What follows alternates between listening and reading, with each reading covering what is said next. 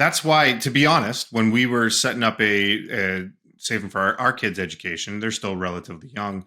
But we looked at the 529 and we actually decided to go a different way with a Roth IRA.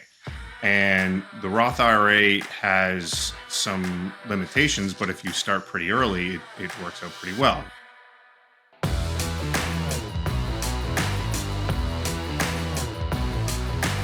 Welcome to the Bar Down Investing Show. Here are your hosts, Kyle Wilson and Jay Scott. Hey there, and welcome to another episode of the Bar Down Investing Show. I am your host, Ashley Wilson's husband, Kyle. I'm here with my best buddy, Mr. Super Jay. How's it going, Jay? I am doing well. You changed your background there. Did you move your podcast studio? I did, yeah. I was getting some flack about hanging out in my gym doing the podcast there. I figured we should actually do it in the office. So this is the setup that Ashley usually uses. Nice. You got a whiteboard back there if we need it. Excellent. Okay, we're ready. Yeah, it's a classy one though. It's one of those black glass ones that you need the special markers for. We couldn't just get a normal white one with the black markers. But hey, when I was a kid, we called those chalkboards. The glass chalkboard. I'll call it that from now on. Hey, you got any wins to talk about this week? I do have a win. I almost feel guilty about this one, but so I own a piece of land in Salisbury, Maryland. So small town near Maryland's eastern shore, and we use it. Good steaks there? They do what? Do they have good steaks there? I don't know why. Salisbury steak? Oh, Salisbury steak. Yeah. I've never considered Salisbury steak to be good steak, but then again, you're from Canada, so maybe you just don't know what good steak is. So we have this piece of land. We use it for boat and RV storage, and we have some self-storage units on it that are like a million years old that we never use. Well, we had a fire at the property a couple months ago, and a big self-storage unit, again, one that's like a million years old, never used. Like we were going to tear it down at some point, but it burned down, and we lost one piece of equipment worth a few $1,000s. So we had an insurance adjuster come out just to do an adjustment, and turns out the insurance company just gave us a check for $103,000. There you go.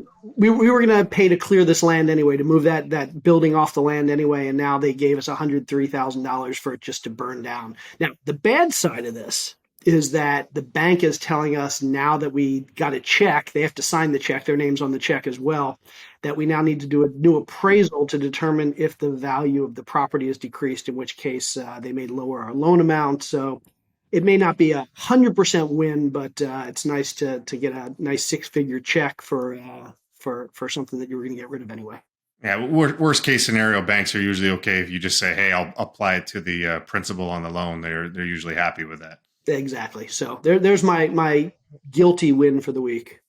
That's not very. Usually, you have to fight with these insurance companies to get a check, and then you go back and forth, and they come and readjust it. But right off the bat, that's a huge win. Yeah, I'll take that. It.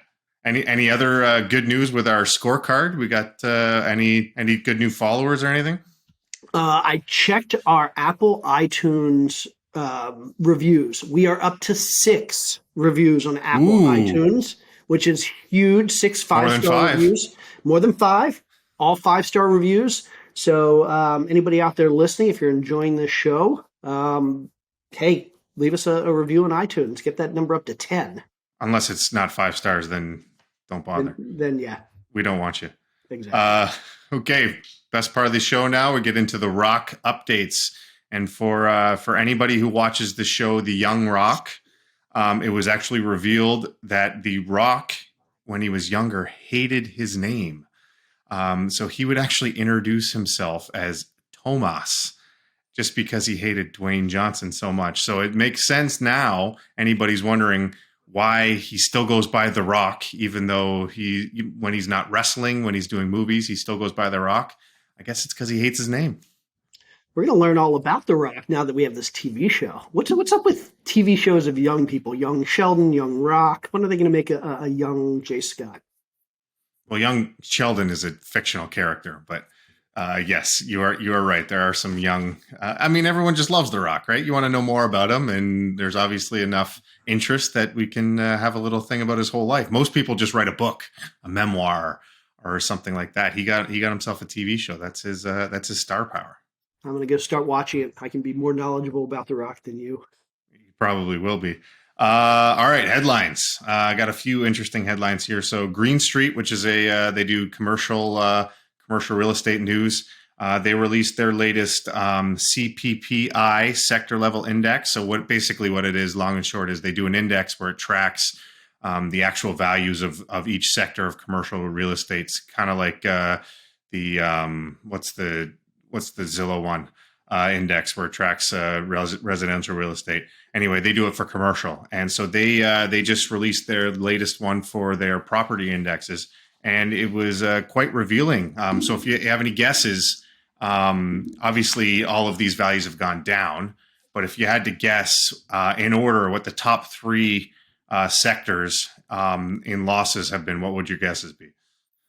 I think the easy one is Office. Everybody knows that Office is getting crushed. Lots of headlines around Office getting crushed recently. So I'm going to go with Office number one.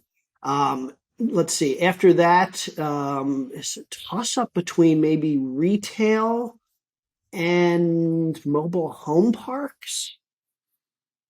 Yeah, let's go with Office, retail, mobile home. So retail is a little caveated because they split retail into multiple. So you are right, Office. So Office, from its recent peak to past 12 months, Office has gone down 25%. So Wow. it's seen a shift in 25% of values. But then if you look at retail, it actually strips out the difference between mall and strip retail. So mall has gone down 19% versus strip retail has only gone down 13%. But that still wasn't the second place. Second Hmm. place was actually apartments. Shocking. Really? Shockingly, apartments went down 21% from the recent peak. So top I is office, then apartments at 21, and then you're seeing malls at 19%. Interesting. So it's funny, if I had known malls as a category, I might have even put that first, but crazy that apartments have dropped 20%, which I say crazy, but if we look at our markets where we invest, we actually were seeing about 20% drop, but most of that drop was at the very beginning of the interest rate hike. So between March and June of last year, we've seen about a 20% drop, but since June of last year, things have kind of leveled off. So I guess if this is over the last 12 months, that 20% makes sense. And then, so where is mobile home parks? Have they gone down? Manufactured home park is 12%. Everything's gone down. Basically, Okay. there isn't the everything's gone down. The average for all property sectors for commercial real estate was 15% shift. So so yeah, actually, mobile home parks was one of the better ones. Healthcare was one of the better ones. Only went down 10%. And what else is self storage 11%. So everything went down a little bit. I shouldn't say that. Everything went down double digits, but yeah, I would find it shocking that apartments was that far up there. Yeah. But okay, moving on to the next one. Obviously, it's been in the news. Finally, the FDIC found a buyer for Silicon Valley Bank. First Citizen Bank agreed to purchase not all the assets. They didn't buy the whole bank. The Fed still held on to basically the treasuries and those the problem childs, but they have no problem holding on to their own the government's treasuries. I shouldn't say their own treasuries. But it's good to see that someone actually stepped in and bought that, and we didn't just have to have a liquidation sale of all of the assets one by one, because that could have been messy.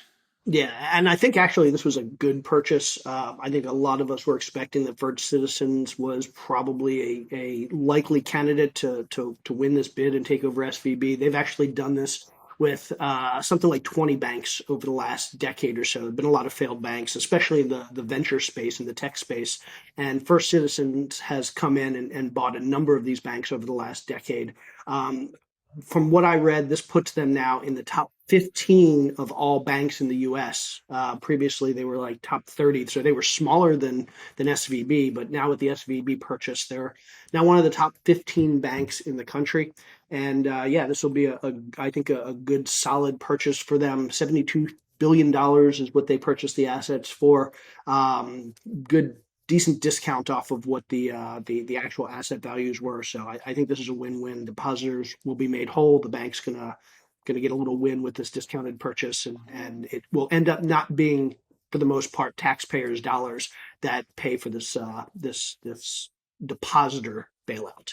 Yeah, it looks like they got a pretty sweet deal. So first of all, they took over all the deposits. Those are, they're not getting any discount on the deposits. But for the $72 billion worth of loans that they overtook, they got a $16.5 billion discount on those.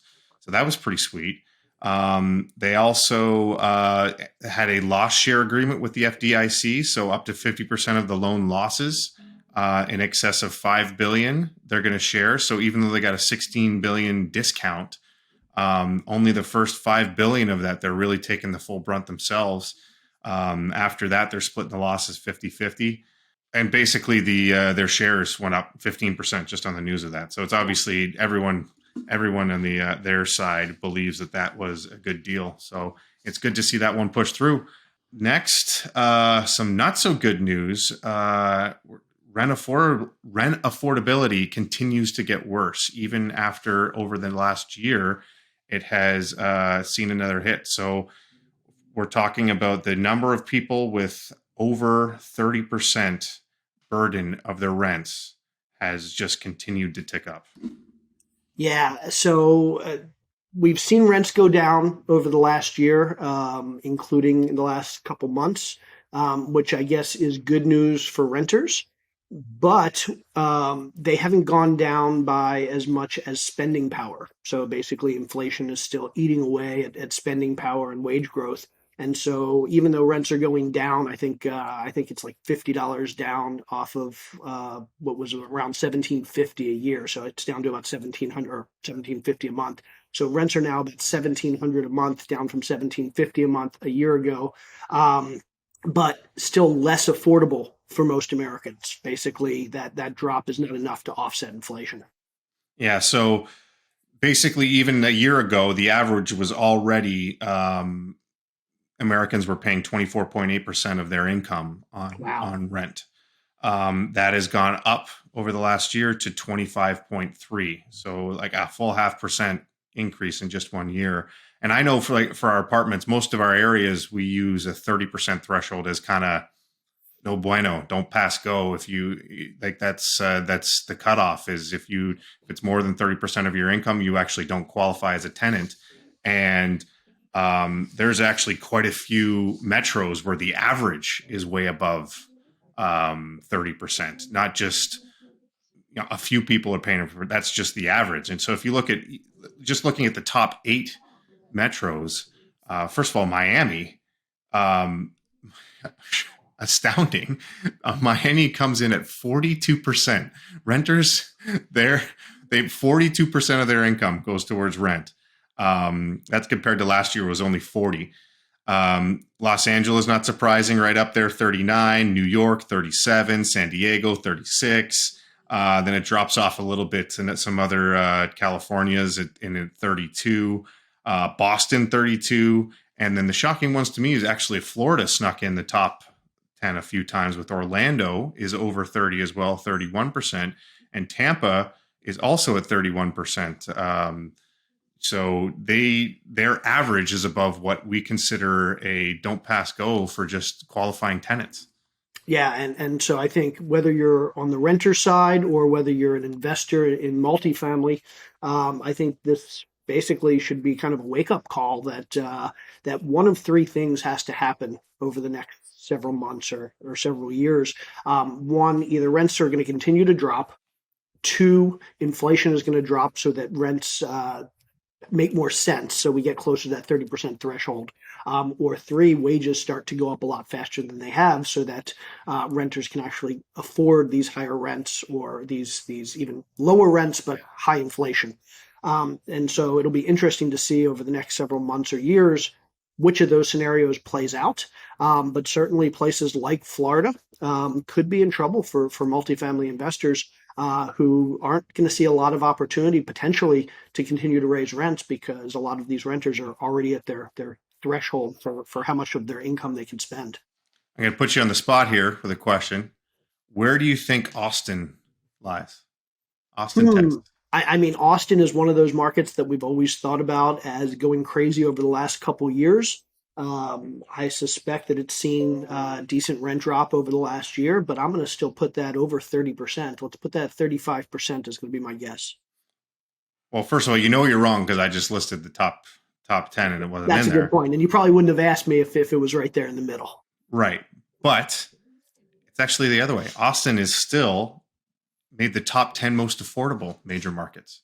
21% is still Austin is there. So if you're looking at markets, Texas is still relatively affordable as far as people love their top 10 list. We talked about that last week. So I'll just rattle off the top 10 most affordable because I'm assuming after we just discussed about how it's a major tenant qualifier that people would want to know, hey, where can we invest where rent is still very affordable for people? So top 10 list, number 1, Oklahoma City, under 20%. We're at 17, Columbus, 18, Minneapolis, 19, Cincinnati, 19, Kansas City, right around 20%, Raleigh, which is surprising to me, they're at 20%, St. Louis, Louisville, the DC area, I guess it's pretty expensive there, but I guess people make a lot of money there too.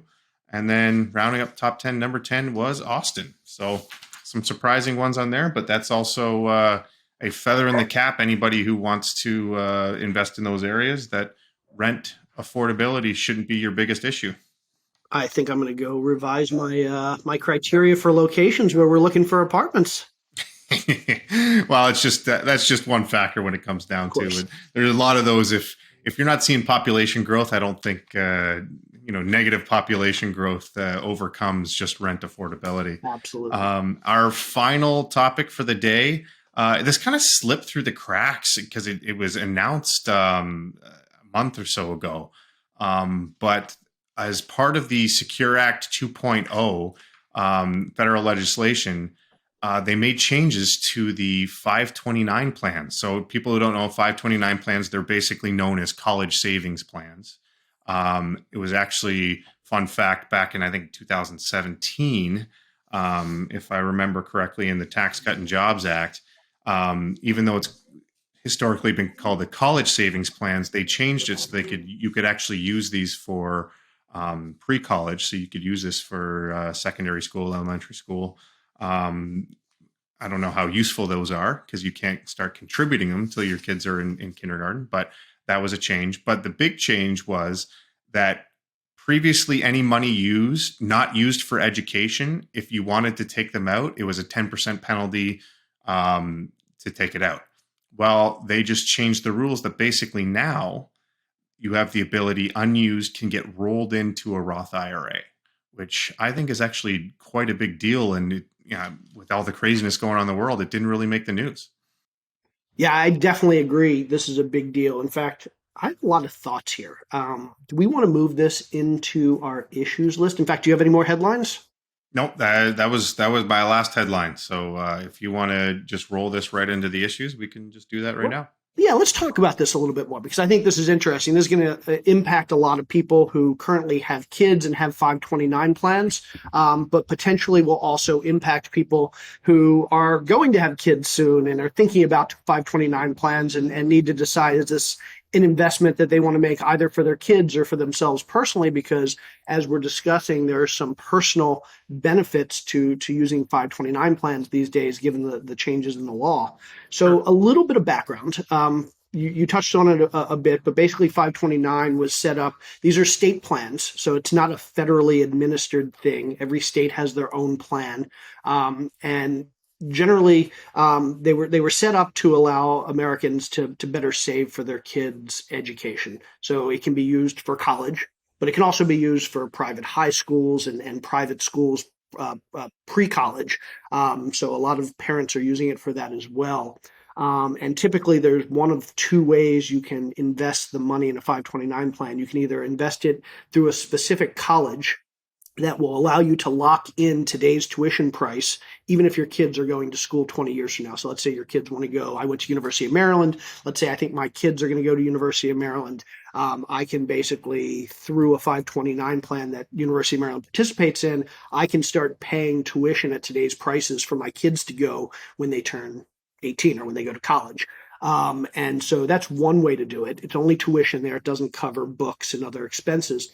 Or you can save money basically like a savings account or a tax deferred retirement account is very similar. It's probably the best analogy. You can start saving money that when your kids go to school, again, high school, private school, or college, they can then use this money. It's tax deferred. And if you use the money for educational expenses, so tuition, room, board, books, things like that, you actually never pay taxes on that money. And so if you start saving when you're young, it's very much like putting your money into a 401k or an IRA where that money is going to grow tax deferred for a long time. You're going to compound your money over the 15 or 16 or 18 years while you're waiting for your kids to go to school. And then potentially you're getting that money out on the back end tax free if you actually use it for what it was intended to be used for. So huge benefit for parents who are looking to kind of get a leg up on college expenses and also save on taxes.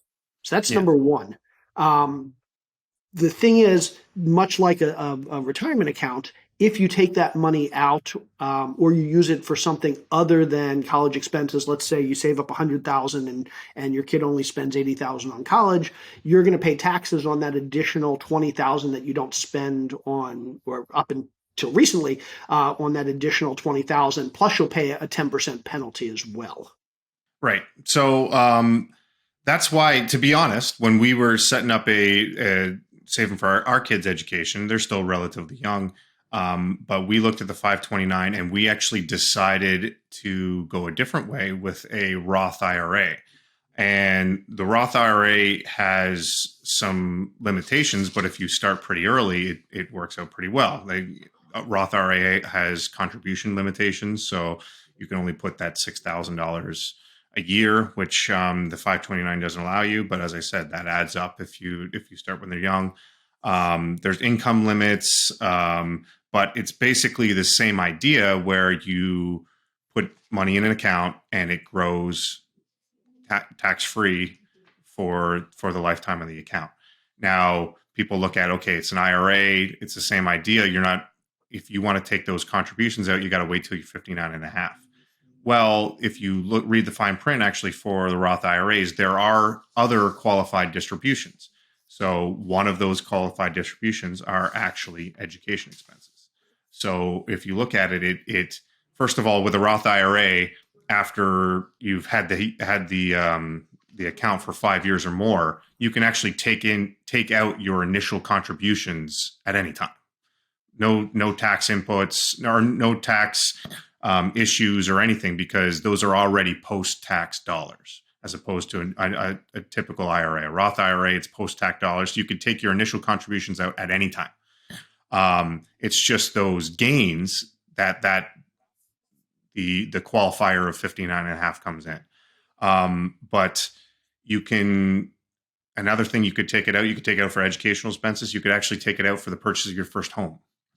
So we looked at the flexibility of that and said, okay, if we contribute to our kids' Roth IRA for 12, 15 years, and they got to the college age and they didn't want to go to college. Now we want them to go to college, but we also don't see it as a necessity anymore. We're entrepreneurs, and if they turn 18 and graduate high school and they have a great idea for an entrepreneur setup, or they just want to buy a house, or they want to get into real estate, then they will have that Roth IRA that they could use that money for, versus the 529 plan. They didn't want to go to school, then we were kind of SOL. Yeah, and so, but the recent change basically says if you have money left over up to $35,000, and there are some caveats to this, but if you have money left over up to about $35,000 per child, you can take that money and you can roll it into the child's Roth. So basically, what they've done is they said, hey, Kyle, what you did was smart. For people that didn't follow that path and now have extra money left over, don't want to pay the penalty for not using it for educational expenses, or if your kid doesn't go to college, not paying penalties for everything, we're going to allow you to take $35,000 of that, and we're going to allow you to roll that into a Roth IRA, tax and penalty free.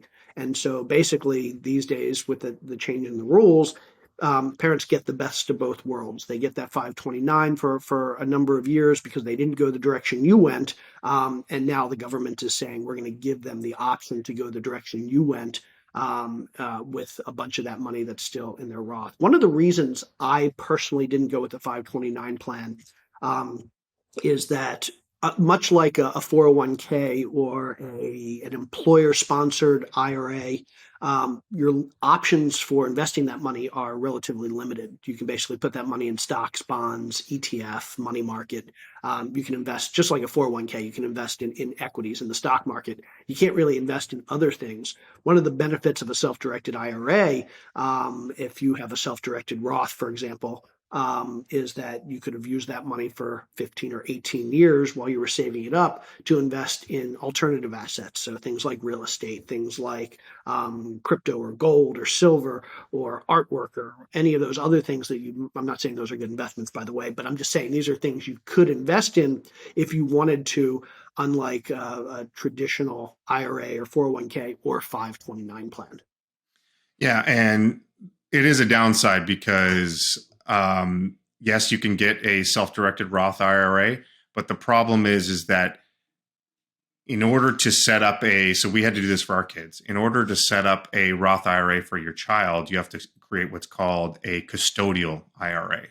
So custodial IRA is basically my wife and I are the custodians of their account, and somebody can correct me if I'm wrong because I scoured the entire internet and talked to a lot of people, banks, all these called a bunch of self-directed IRA custodians, and it just doesn't exist for custodial self-directed IRA. It's actually quite hard to even find a custodial IRA. Most big brokerages didn't even have it. We went with TD Ameritrade, was one of the only ones that I found.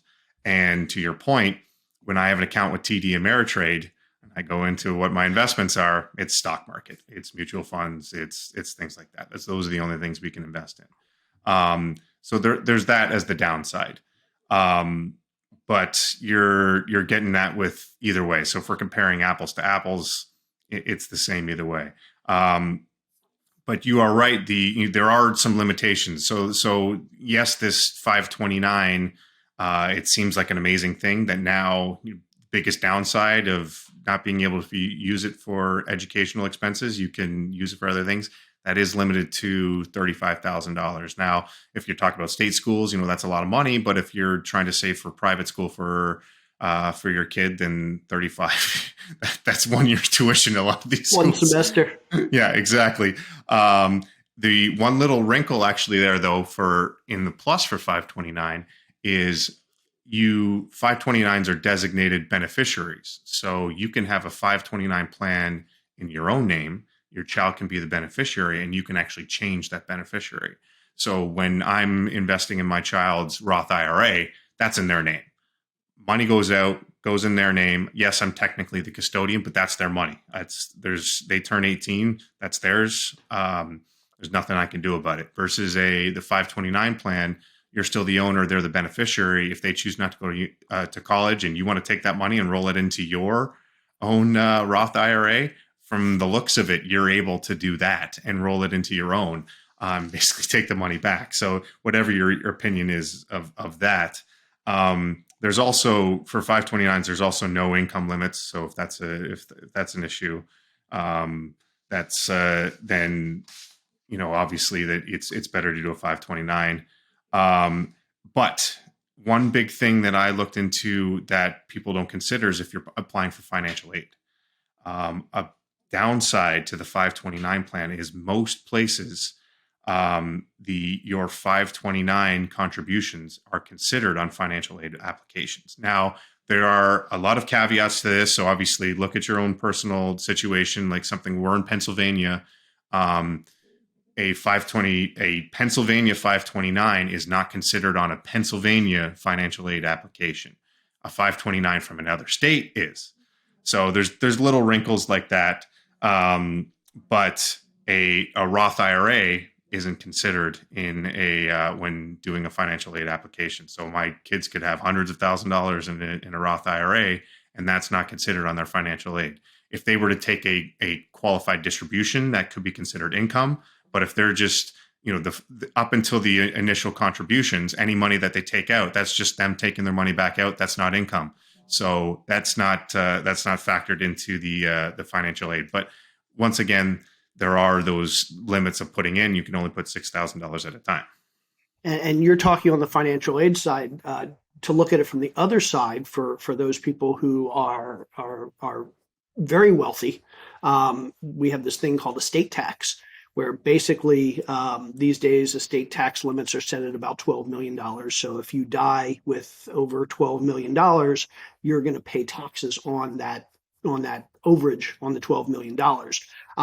The way gift tax works in the US is basically when you give somebody money, you can give somebody money, a friend, a family member, whoever you want, of up to, I think it's about $10,000 per year. If you give away more than $10,000 a year to any given person, that eats away at your $12 million estate tax limit. So let's say, Kyle, I handed you $110,000 this year just as a gift. 10,000 of it, yeah. Hey, talk to me after the show. 10,000 of it would be considered tax free for both of us. But the other 100,000, because it's over 10,000 a year, the other 100,000 would now be a gift that would deduct from my $12 million lifetime allowance towards gift or estate tax. With 529 plans, typically, historically, if I pay for my child's education, that's considered to be a gift. So let's say I pay $100,000 for my kid's education. That $100,000 is considered to be a gift. Now, most people don't care about that. It's not taxed again unless it's over $12 million in your lifetime. Most of us aren't going to hit that $12 million gift in a lifetime. And if you have that much money, you're typically going to be setting up many different trusts and entities that you're not going to worry about it. Exactly. So most of us don't have to think about the fact that the money we pay to our kids for our kids' education is going against our $12 million lifetime exclusion. But let's say you've got $20 million in the bank, and you now pay $500,000 for your kid to get a really, really good education. That $500,000 is now $500,000 you're going to get taxed on, because it deducts from your $12 million lifetime exclusion. The 529 will allow you to pay for your kids' education without going against your lifetime exclusion in gift tax. So one advantage for as long as I think the qualifier though is it has to be under $16,000 a year. Is it 16,000? Okay. Yes. Yeah. That's a big number though. That adds up. 10 years of that is. Yeah, if you start saving when your child's born, 18 years later, 18 times 16 is a pretty good number. So we're getting pretty close to that $500,000 anyway. And so wealthy people have been using 529s for a long time to kind of lower their estate tax and get around that obligation of having to pay gift tax on the educational expenses. So there are some benefits and loopholes on the other side as well. Yeah. So I guess the question comes down to is someone like me, would I have done it differently if I had known that a 529 was something that could get rolled into an IRA? One of the big reasons that I didn't want to do it is because I didn't know if my kids are going to want to go to college, and I'm not going to force them to. Would I have changed anything? And the answer, I think there's too many caveats, and I think the answer is no. One we didn't mention is in order to roll it over, you actually have to have the account open for 15 years. So you have to really plan ahead on this one. There's the 5-year exclusion of normal Roth IRAs, the same thing over there. But would I change it? I don't think so. Basically, the only thing I would change is I might do both for a little bit up to the $35,000 limit. And then I would just stop there. Background into what we do. So we have a 5 and a 7-year-old. What we do is they help out with my wife with her, obviously Instagram and YouTube and all these things are really big. They do content for her. They help her with holding the camera, interviewing her, doing stuff like that. And in exchange, they basically have a job, and we pay them $6,000 a year for helping our business. So what that allows us to do is we can write off that 6,000 as an expense. We paid them for a service, and then they take that $6,000 and they contribute it to their own Roth IRA. So they can put that money in there, and then that grows tax free. And then if we do that every year, that adds up to a good chunk once they turn 18. And since that's under the $12,000 limit for minors to pay any taxes on it, they don't pay any taxes on it on the way in, and they don't pay any taxes on the way out, and we get to write it off. So it's basically a triple win. I still think the benefits of that outweigh 529 at the moment.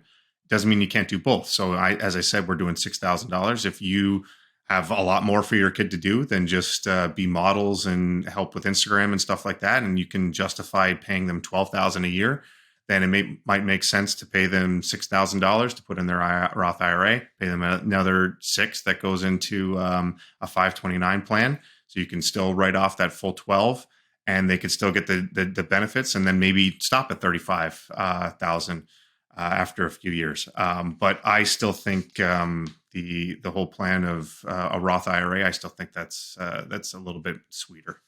Yeah, I think long story short, if you have young kids, or if you're planning to have kids anytime soon, consider that there are a lot of options to start saving for educational expenses, and there are ways to use your vehicles that are available to you for educational expenses to use in other ways that might benefit you and your kids long term. So do some research there. Look into 529s. Look into Roth IRAs. Look into paying your kids as workers in your business. There are things you have to do to make that legal, but there are legal ways to do that, and like you said, tax free for everybody for the most part. So do your research, because there's a lot of things that, looking back, my kids are now 12 and 13, and I wish I would have started a decade sooner with some of these things. I could have deferred a bunch of taxes. But for the sounds of it, though, you could just spend the next 3 years and get 35 grand into a 529, and if they don't want to take it, you can just take it back. 15 years from now. Yeah, yeah, exactly. You'd have to wait 15 years in order to get it back. But yeah, okay, great. I think that was an excellent discussion. You got anything for to-dos list for the rest of this week?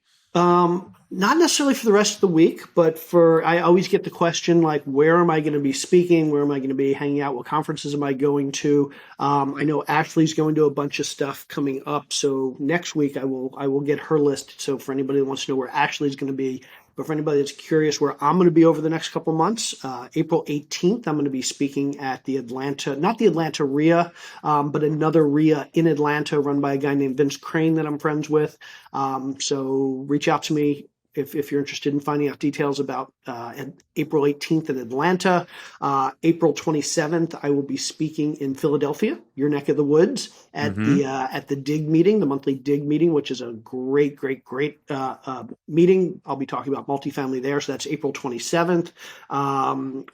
In June, I'll be going June 1st to 3rd. I'll be going to Dealmaker Live in Dallas, Michael Blanc's event. I won't be speaking there, I don't think, but I will definitely be hanging out. So come hang out with me and say hello. And that's June 1st to 3rd. So that's where I'm going to be. You just wasted like 5 weeks worth of to-do lists right there. I don't. You should have saved some of them.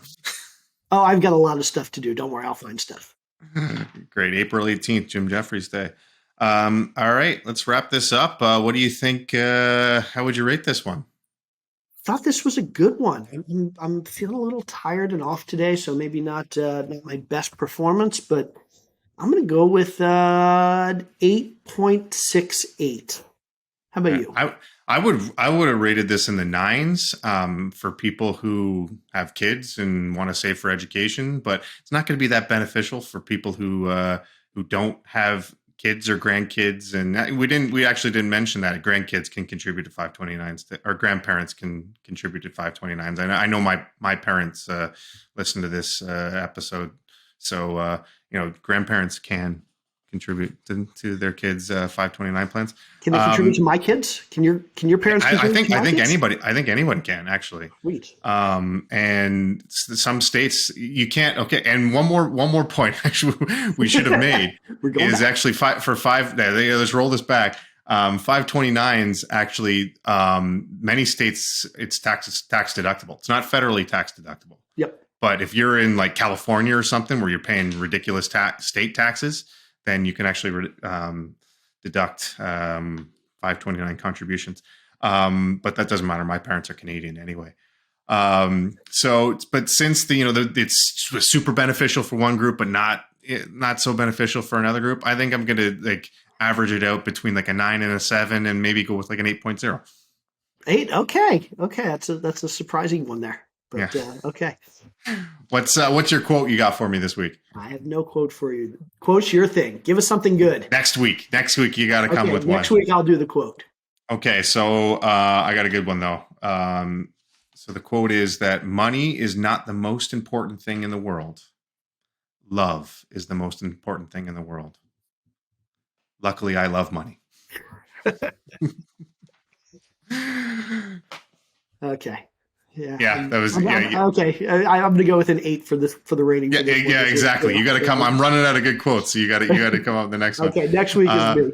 All right, perfect. All right, well, we appreciate everyone sticking this one through. I think we got a drunk real estate coming up for you on Thursday, so pay attention to that one, and we will see you there, and then we'll see you again next week. Thanks, everybody.